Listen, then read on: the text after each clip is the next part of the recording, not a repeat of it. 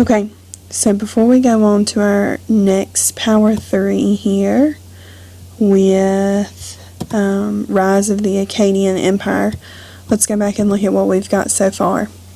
So we've got the rise of Sumer, an advanced society, and then city-states of Sumer. So we talked about those city-states and how they were formed and what they were like and all that good stuff.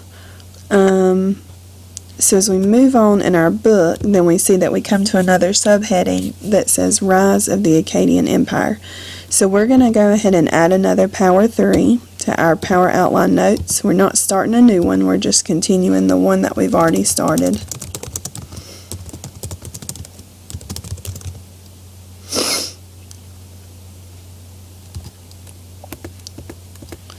And we're going to look at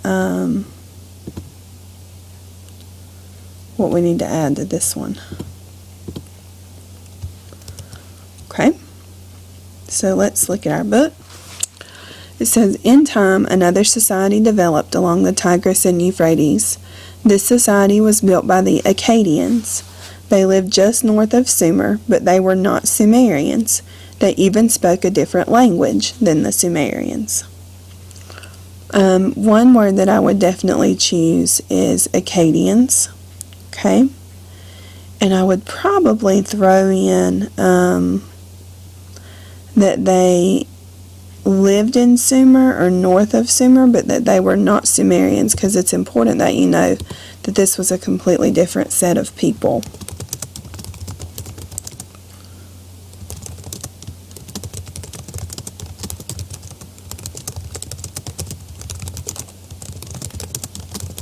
They were different from the Sumerians.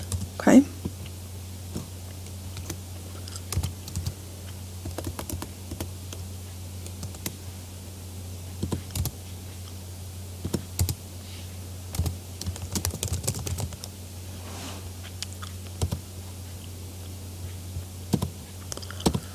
Let's go back as we continue reading. It says, in spite of their differences, however, the Akkadians and the Sumerians lived in peace for many years. That peace was broken in the 2300s BC when Sargon sought to extend Akkadian territory. He built a new capital, Akkad, on the Euphrates River near what is now the city of Baghdad. Sargon was the first ruler to have a permanent army. He used that army to launch a series of wars against neighboring kingdoms.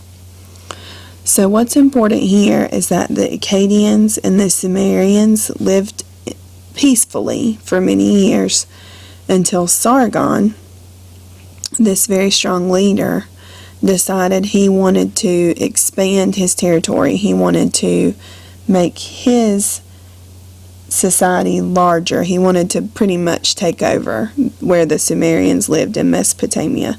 So let's go ahead and add that to our outline under our Power 3 as another point.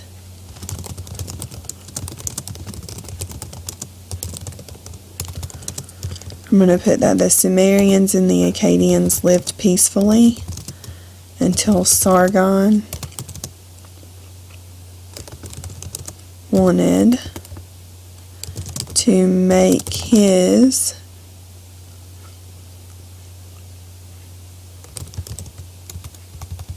society larger. Pretty much he wanted to take over. Okay, that's what you need to know. So as we go back, it says Sargon's soldiers defeated all the city-states of Sumer.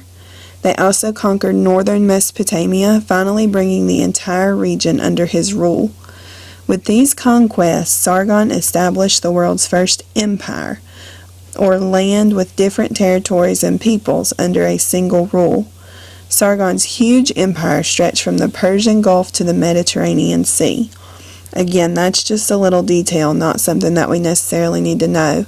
What you do need to know is that Sargon pretty much took over all of Mesopotamia, the entire region. He ruled it all, and that is called an empire. When you have very large amount of land with different kinds of people and different territories under one ruler, That's called an empire. Okay, so let's add that to our power outline notes.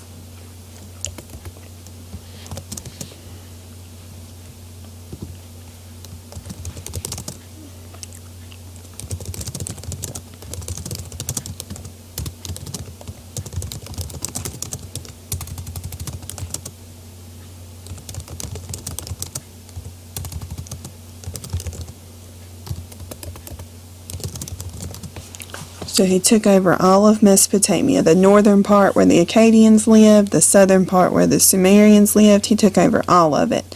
And that created an empire, one big section for him to rule. Let's keep reading.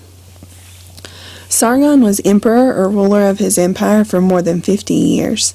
However, the empire lasted only a century after his death. Later rulers could not keep the empire safe from invaders. Hostile tribes from the east raided and captured Akkad. A century of chaos followed. So, I would say that what's important here is that after Sargon died, there was a lot of chaos in Mesopotamia, because different tribes fought for control of the land. Okay? Remember, controlling land is important. It brings you power. So after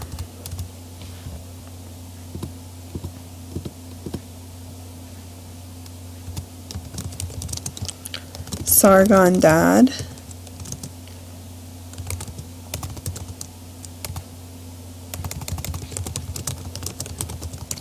there was chaos for many years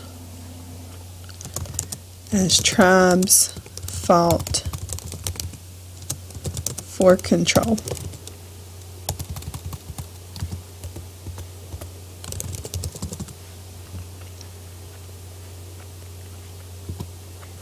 Eventually, however, the Sumerian city-state of Ur rebuilt its strength and conquered the rest of Mesopotamia. Political stability was restored. Remember, that word political is like government, and stability means everything was stable and peaceful again. So that government stable, that the government was kind of in place now. Okay. The Sumerians once again became the most powerful civilization in the region. So once that city-state Ur rebuilt itself, then the Sumerians took over Mesopotamia again. So eventually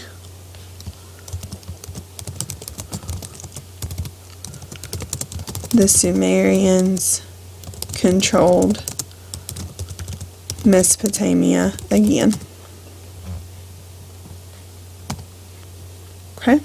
There's one more thing I want to show you here, and we're not going to add anything to our notes from this section, but I do want to point your attention to the map. This is a map of Sargon's empire, and so if you can, this picture is kind of blurry, but if you'll look at the key, then this purple is the empire of Sargon. Mesopotamia was between these two rivers, so we've got the Tigris River and the Euphrates rivers right here. So Mesopotamia is just right in between there.